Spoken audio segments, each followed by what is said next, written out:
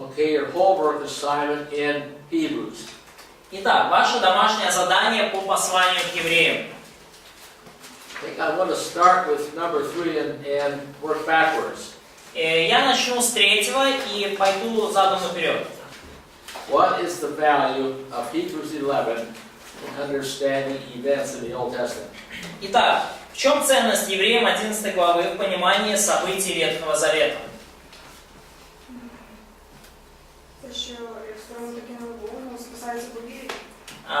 We see that both in Old Testament and in New Testament, people got saved by faith. That's her answer. Well, let's look at Hebrews 11. Ну, давайте же посмотрим в эту 11 главу.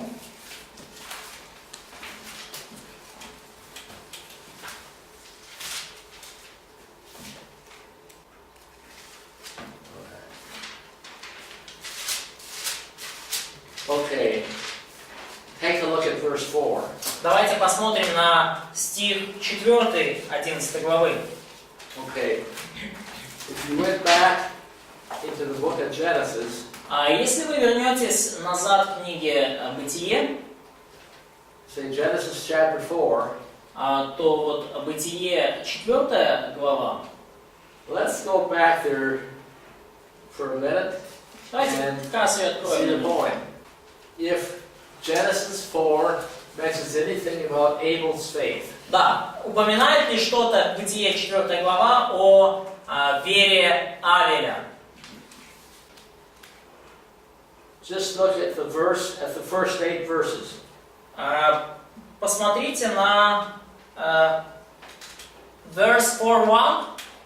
Chapter 4, verses 1 through 8. Да, первые 8 стихов Бытия 4. And what they're looking for is where it mentions, if there's any mention of Abel's faith. И что нам нужно искать здесь? Есть ли какое-то упоминание о вере Авеля?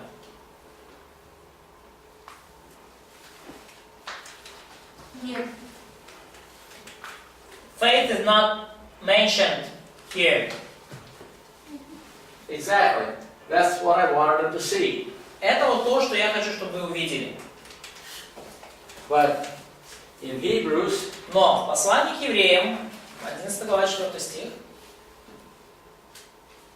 Hebrews 3 in my text begins by faith.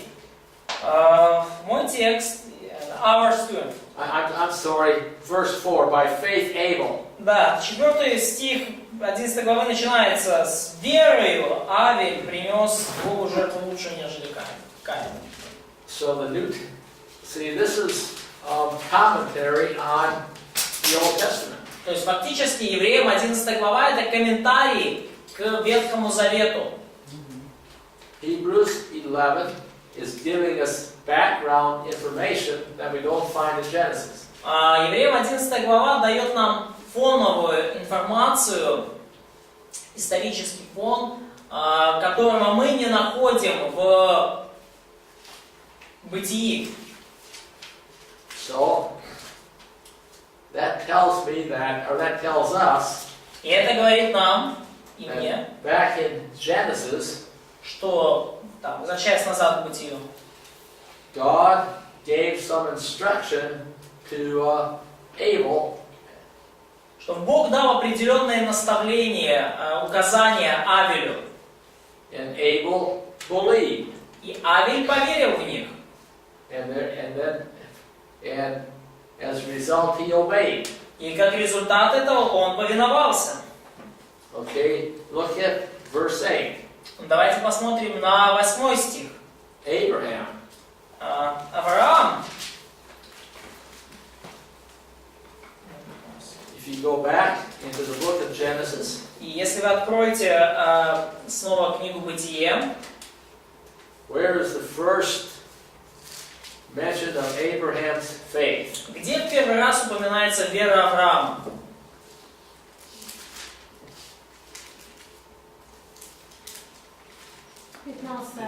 Chapter 15. chapter 15. Okay? То, что они говорят. Um, That's what they say. okay? Well, the book of Hebrews takes us back a long time before then. Но книга послания евреям, она указывает нам на время задолго до 15 главы.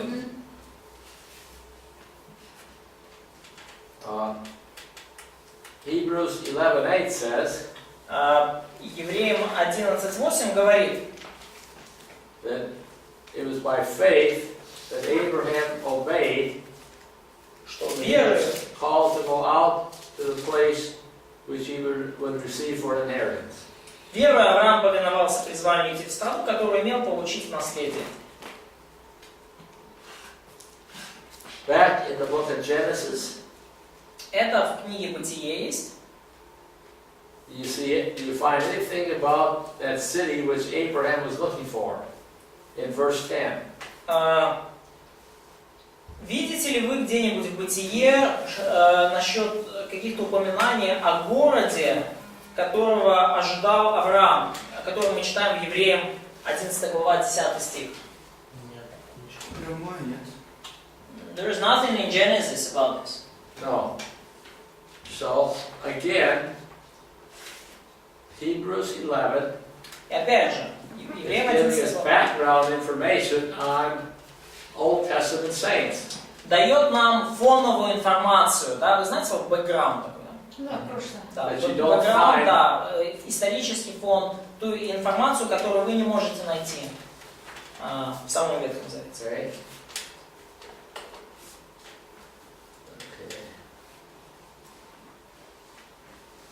Okay. When Abraham offered up Isaac as a sacrifice, Когда Авраам предложил в жертву Исаака, принес в жертву Исаака, does the Old Testament say anything about Abraham's faith that God could raise him from the dead? говорит ли что-то Ветхий Завет о вере Авраама в то, что Бог воскресит, силен из мертвых воскресить Исаака? Read Hebrews 11, 17-19. Прочитайте вслух кто-нибудь Евреям 11 глава 17 по 19 стих. Вірою Авраам випробуваний привів був на жертву Ісаака. Мавши обітницю, приніс однородженого, що йому було сказано, в Ісаакові буде насіння тобі. Бо він розумів, що Бог має сили воскресити з мертвих, тому й одержав його на прообраз. Okay? So when I read the Genesis account, И когда я читаю повествование в книге Бытие, it says nothing about Abraham believing that God can raise Isaac up from the dead. то нигде там не написано, что Авраам верил, что Бог силен воскресить Исаака из мертвых. And let's see if I can find one other. Okay, go back up to verse 11. И давайте вернемся к 11 стиху. It talks about Sarah's faith.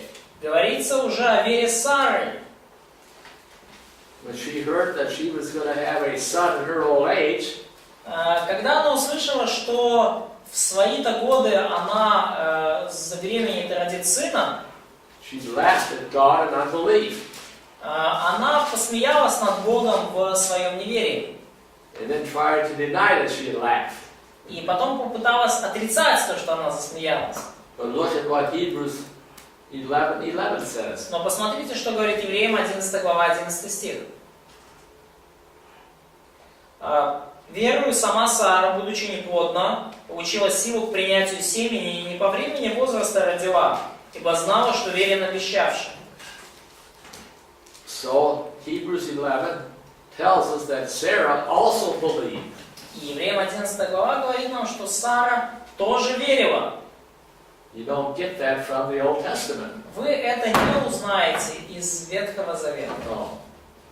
So you see how valuable Hebrews 11 is.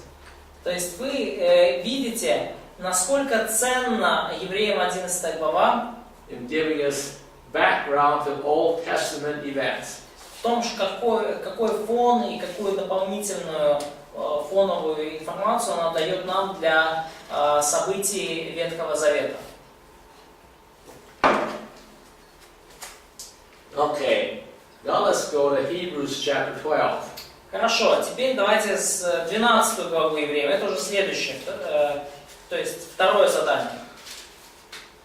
12 глава Евреям.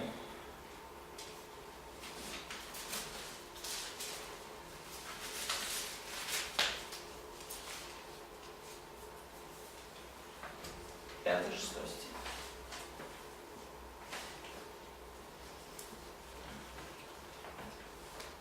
So, Hebrews chapter 12 is about a subject that nobody likes.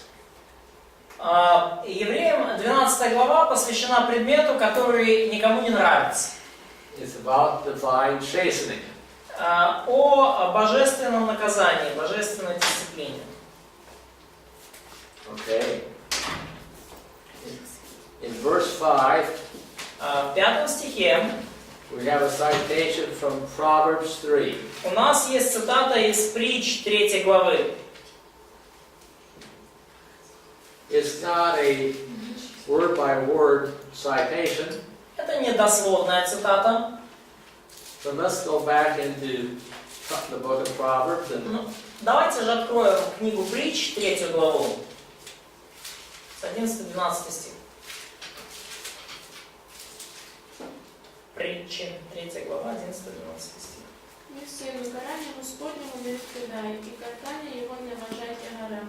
Бо кого Господь любить, картає того, і кохає йому батько своєму.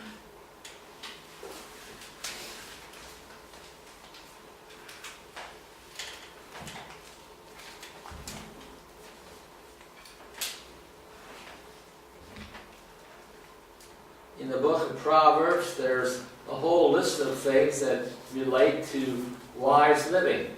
И в книге притч есть очень много различных указаний, вещей, которые связаны с мудрой жизнью.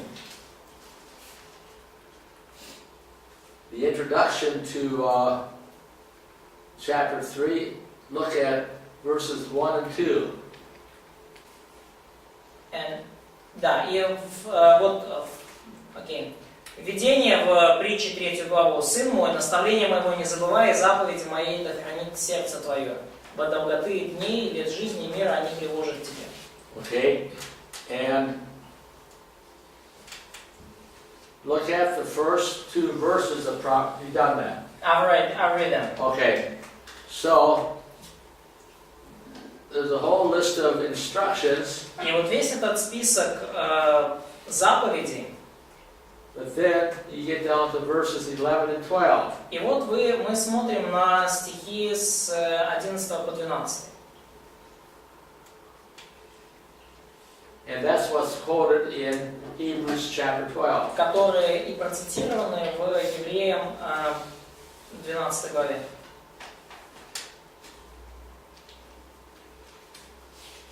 So in the Old Testament times, the Lord chastised His people.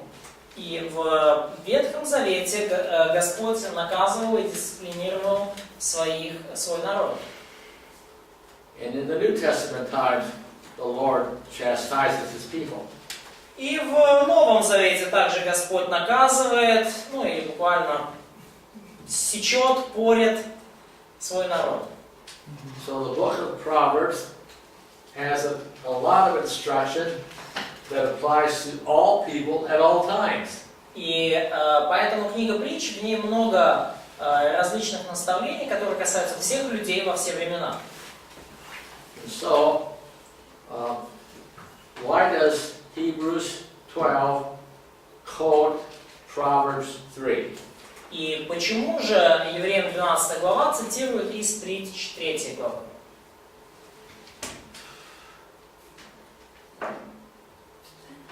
Да? Oh, come on, you know, don't shake your head. Почему Евреям 12 глава цитирует притчи 3 главу?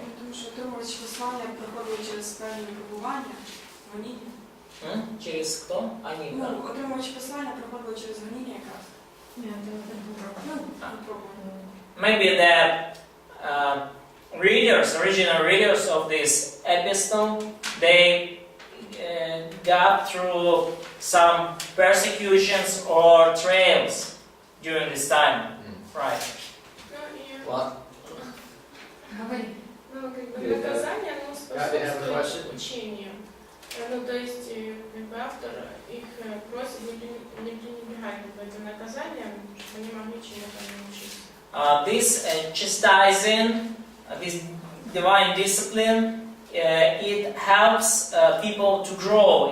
It edifies them. Okay. So, author of Hebrews encourage his readers not to neglect this and to value this Right. Yeah. divine discipline. И то же самое, ну вот как бы почти, да, почти, что здесь говорится о дисциплине и в евреям, в притче говорит евреям, и в притче говорит Отец Сыну, и то же самое Бог говорит, ну как Бог Отец, и Он говорит нам, своим детям. And that's interesting that in both cases, in Proverbs, fathers speak to the son, and in Hebrews, Godfather speak to his children. Okay. And in Proverbs, in Old Testament, father discipline his.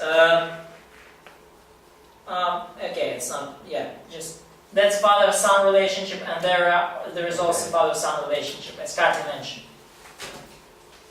So, the book of Hebrews quotes from Proverbs.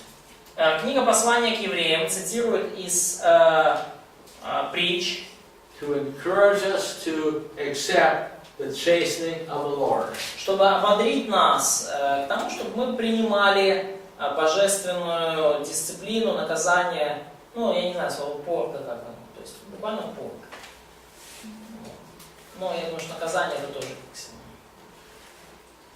And when we're being chastened by the Lord, И когда Господь наказывает нас, how does that relate to entering into God's rest? как это связано с нашим вхождением в Его покой?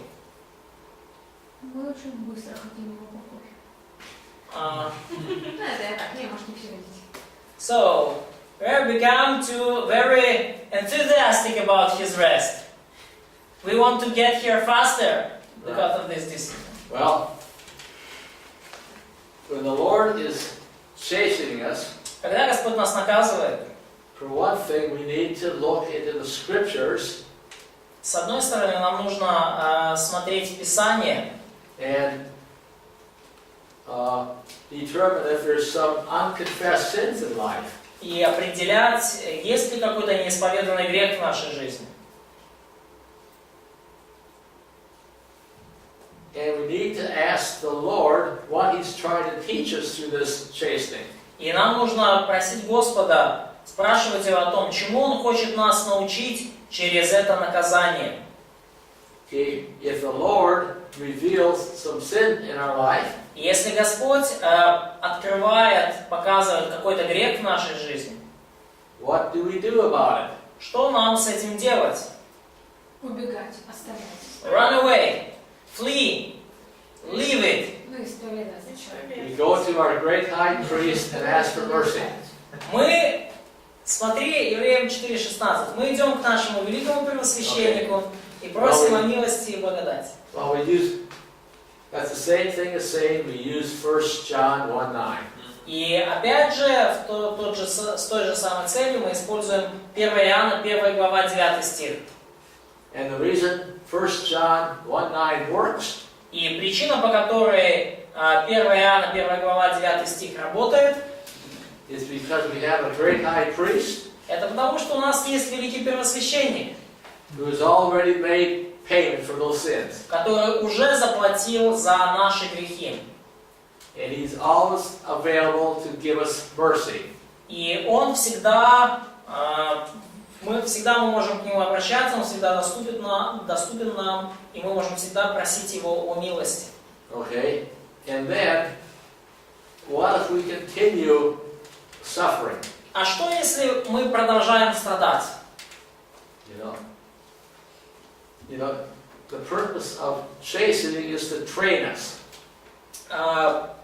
Цель наказания также в том, чтобы нас чему-то научить, натренировать нас. Okay, is our high priest there to help us? Is our high priest there to help us? Наш первосвященник, он на своем месте для того, чтобы помогать нам, правильно? Okay, so you see, divine chastening То есть видишь, что божественная дисциплина, is божественное related to наказание entering into our rest. связана с нашим вхождением в его покой. Okay, one more. Последнее, еще одно осталось. Задание письма. Okay. Okay, now we're going to look at Hebrews 8, where the new covenant is cited. И теперь мы откроем Евреям 11 главу, 8 главу Евреям, где цитируется Ветхий... Теперь мы откроем Евреям 8 главу, где цитируется Новый Завет.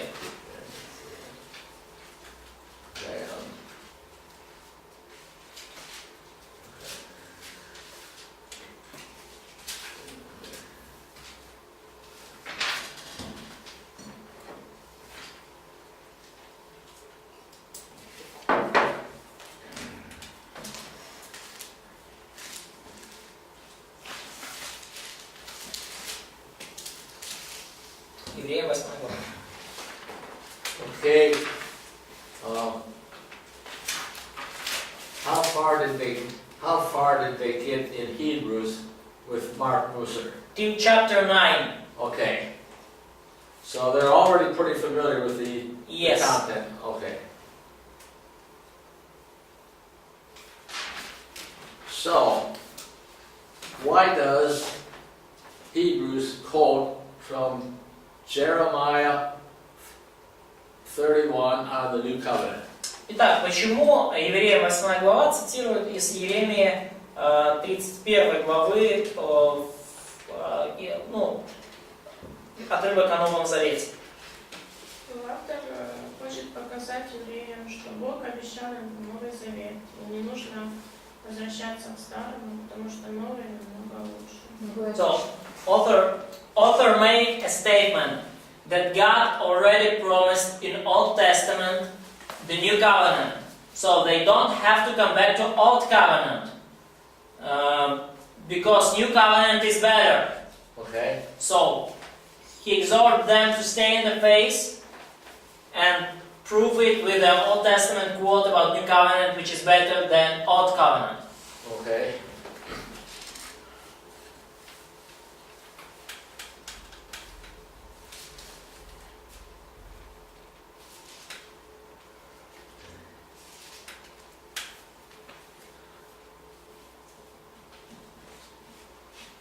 Okay, in citing this new covenant, Цитируя вот этот отрывок о Новом Завете, what does the author particularly emphasize? что в особенности конкретно подчеркивает автор? Что Бог заключит Новый Завет. Автор послания к евреям. Да. That God will make a new covenant. И что Новый Завет Okay, лучше. new. New. Okay. Новый. Да. And the new covenant is better than old one. In what way? Каким образом он лучше? Но ему имеет лучшего первосвященника. Because there is greater high priest, which is identified with this covenant. Okay. Который принес себя единожды, а не постоянно. This greater high priest give himself as a sacrifice once, but in this old covenant the sacrifices were continual. Okay. What does the word new mean? Что значит Новый Завет? Что значит слово новый? Новый Ну, не тот, который был So not the same that the old one, another one. другой. Well, okay, it's a new kind of covenant. Это новый вид завета, новый тип, ну, то есть новый тип Другой, завета. Yeah, another, different. Of a better kind.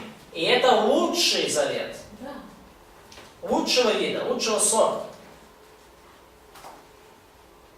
And in some of the descriptive,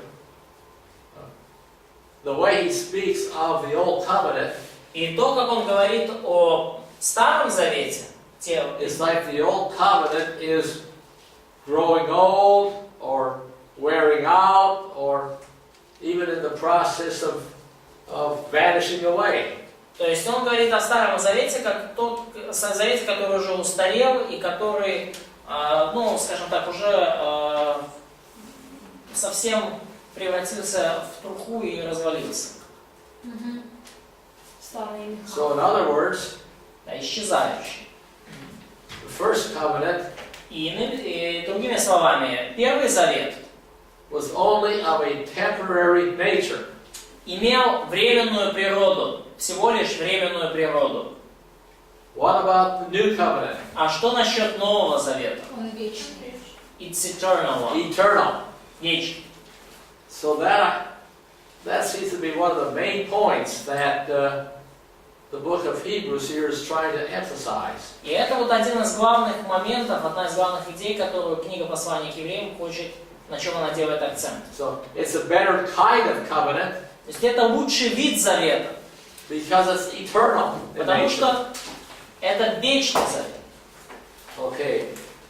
In what other, okay, I think they've already have kind of indicated this, but in what other ways is it a better kind of covenant? Да, ну я думаю, что вот это, что уже вы сказали, но в каком еще смысле этот Новый Завет лучше? Первосвященник лучший. The high priest is much better. И Greater high priest. That's true. Это да. мы напрямую как бы уже But what about the covenant itself? как бы посредник. So we are now can come to God, you know, without any bureaucracy in between us. So we. Okay. What about what? I repeat your question, please. What? Repeat your question. Okay. How else is the new covenant a better kind of covenant? В каком смысле еще Новый Завет лучше старого? Новый Завет Okay. лучшего вида завета. What kind of, okay, where are the laws? Где законы? В сердцах. In hearts. In the heart. Where were the laws of the of the first covenant? А где были законы Первого Завета? На скрижалях каменных. On tablets. Okay. They were outside of the heart. Они были вне сердец. Okay. So, God has placed His laws in our heart. И таким образом Господь поместил свои законы в наши сердца.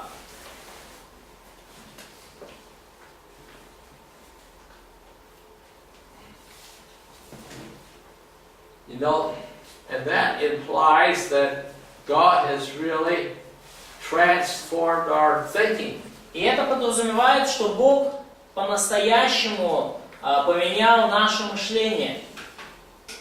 You know, we have a new kind of heart. У нас сердце другого рода. Okay. Now,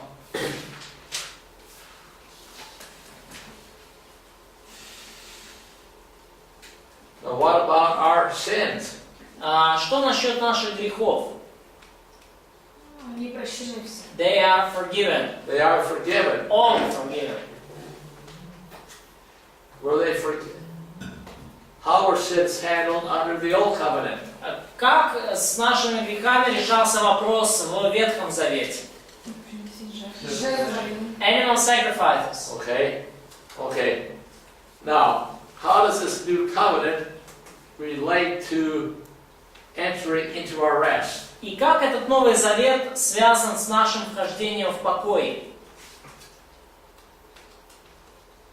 Мы грехи прощены, и мы имеем уже доступ к Отцу.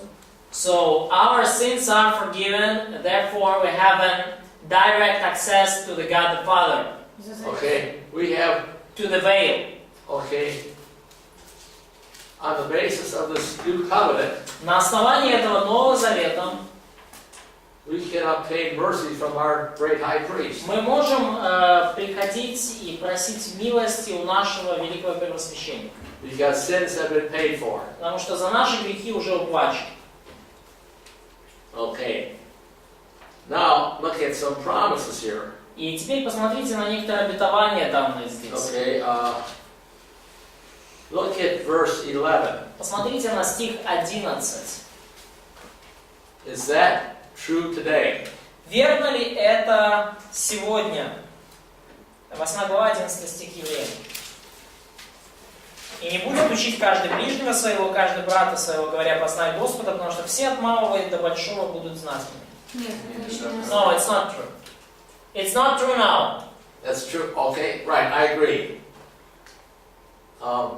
So, this covenant has not been fulfilled in its totality. И этот завет еще во всей своей полноте не исполнился. It's only been partially fulfilled. И исполнился лишь частично. Okay, now, here's another question. И вот еще один вопрос. According to verse 8, Согласно стиху 8, 8 глава, to whom was the covenant promised? кому был обещан завет? To Jews. The Jews. Did the Jews receive it? Приняли ли евреи? Получили ли они это? Okay. No. Он исполнится при But is the covenant in effect today? Но этот завет в действии сегодня. This covenant will be fulfilled during the second coming. Оксана mentioned. In totality. But how about right now? Ну да, в полноте исполнится тогда. А что насчет сегодняшнего дня? язычники приняли. So, Gentiles accepted it. What? Gentiles accepted it, received it. Okay. It was promised to Israel, Завет был обещан Израилю. but that doesn't mean that it's exclusively for Israel. Но это не значит, что это исключительно, эксклюзивно для Израиля. Again, we go back to the Abrahamic covenant, Опять же, мы возвращаемся к завету Авраамову. that in your seed shall all nations of the earth be blessed. В твоем семени благословятся все народы земли. So,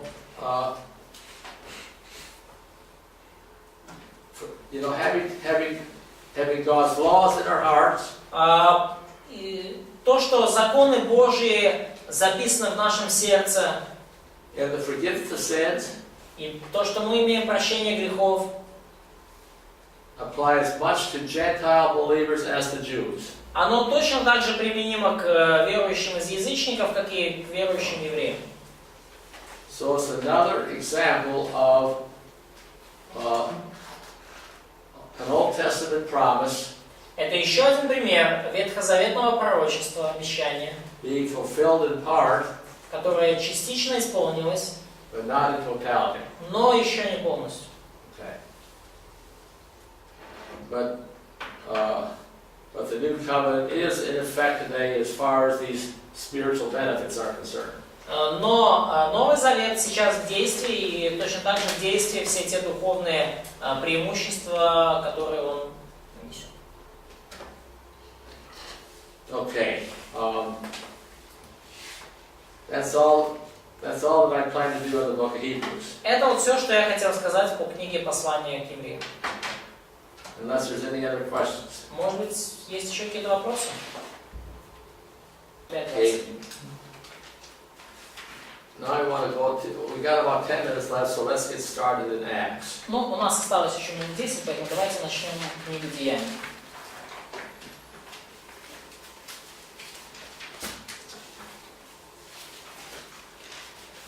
Acts chapter 13. Деяния 13 глава. Paul is preaching at Antioch of Pisidia. Павел проповедует в Антиохии Писидийской.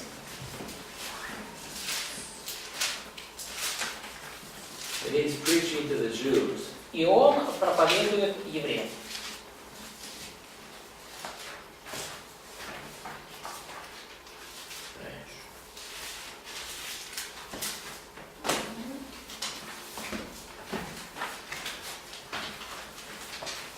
And he's going to preach on the resurrection of the dead. И он будет проповедовать им о воскресении мертвых.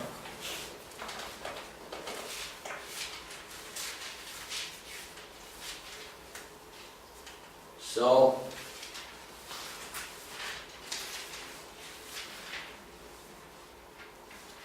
verse 29 Итак, стих 29, 13 главы. looks at the crucifixion of Christ. В нем говорится о распятии Христа. They took him down from the tree Что они сняли его с дерева and laid him in a tomb. и положили его в гроб. But God raised him up from the dead. Бог воскресил его из мертвых.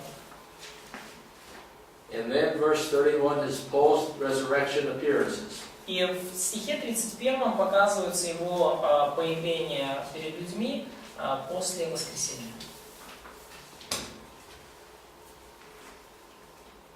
And then in verse 33, И дальше в стихе 33 the apostle will teach апостол учит, that the resurrection of Christ from the dead что воскресение Христа из мертвых is a fulfillment of Psalm 2. было исполнением Псалма 2. You are my son, «Ты сын мой, today I've begotten you. я ныне родил тебя». Okay, he's quoting from the enthronement psalm. И он цитирует из Псалма, который говорит о воцарении сына на престол. But the enthronement will take place in two steps. Но это воцарение произойдет в два этапа. The first step is resurrection. Первый этап – это воскресение из мертвых. The second step, according to the psalm, is conquest. И второй этап, согласно Псалму, это завоевание, покорение врагов под ноги. So, let's just go. How much have they had on Psalm 2? How much do they have? How well do they know Psalm 2? Well, let's just go back there for a second. Так, народ, вы много вообще, вы понимаете, о чем там в Псалме 2 речь идет? Он спрашивает меня, сколько вы знаете о Псалме 2? А я не знаю. Конечно, понимаю. So, we talked already about that Yeah. Psalm 2 a lot. Okay. Well, Psalm 2 is okay. The citation comes from verse 7. Вот эта цитата идет, она из 7 стиха 2 Псалма. Okay. That was fulfilled at the first advent.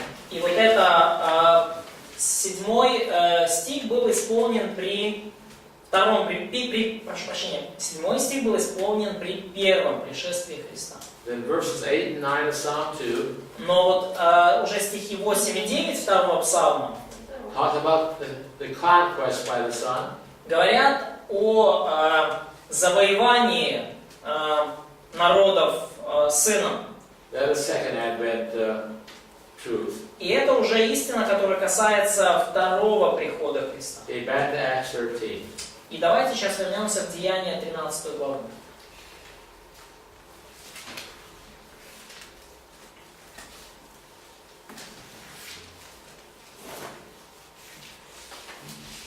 Okay. Verse 34 continues the argument. Стих 34 продолжает аргумент. And that he raised them from the dead, no more to return to corruption, he has spoken thus. А что воскресил его из мертвых, так это что он уже не обратился в тление. Об этом сказано так. Now he quotes here from Isaiah 55, 4, I believe. I think 3. I will give you the sure mercies of David. И он цитирует из Исаии 55 главы, verse 3, стих 3. Okay. Yeah. Back up now to verse 34. 34, окей. Снова 34 стих. That statement in verse 34 is supported by his quote from Psalm 16, which we have in verse 35. Утверждение в 34 стихе подкреплено цитатой из 15 псалма, которая приводится в 35 стихе Деяния. То есть в 34 стихе делается заявление, и в 35 стихе, чтобы он подтвердить его, это утверждение, он цитирует 15 псалом. Let's go back to Isaiah 55. И давайте откроем 55 главу Исаии. Okay. Notice Isaiah 55 Обратите внимание, 55 глава Исаии, is an appeal to unbelievers. она вообще относится к неверующим.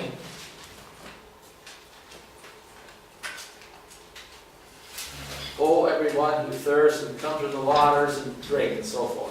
Жаждущие, идите все к водам, даже вы, у кого нет серебра, идите, покупайте и ешьте. И так далее. But drop down to verse 3 Но вот на третий стих посмотрите. and read it. Прочитайте третий стих кто-то. 55 глава, 3 стих. Нахиліть свої вуха і до мене прийдіть. Послухайте, і житиме ваша душа. І з вами складу заповіти навіки, та незмінні до великої милості. Okay? Now the sure mercies of David. И вот эти вот неизменные милости, обещанные Давиду. I believe is an echo of Psalm 51. И я думаю, что это отголосок Псалма 50. Псалма 50. Вот это, покаянный псалм Давида.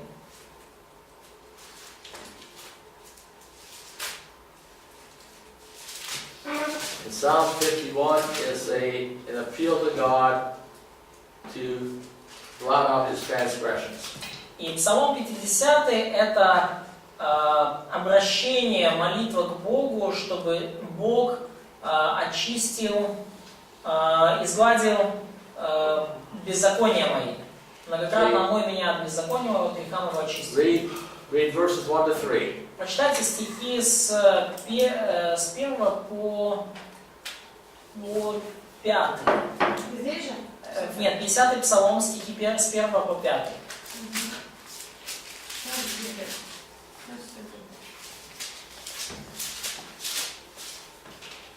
Когда приходил к нему пророк Нафан, после того, как Давид вошел в Иерусалим, «Помилуй меня, Боже, по великой милости Твоей, и по множеству щедрот Твоих, и изгладь беззакония мои. Многократно омой меня от беззакония моего, и от греха моего очисти меня, ибо беззаконие мои я сознаю, и грех мой всегда предо мною». Okay. So, Итак, back to Isaiah 55. возвращаемся к Исаии 55 главе.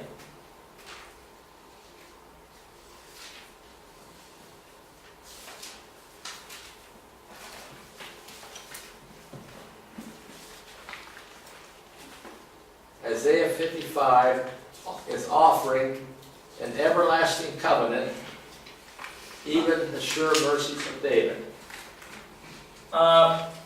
И вот в Исаии 55 главе, в 3 стихе, предлагается вечный завет и неизменные милости, обещанные Давиду.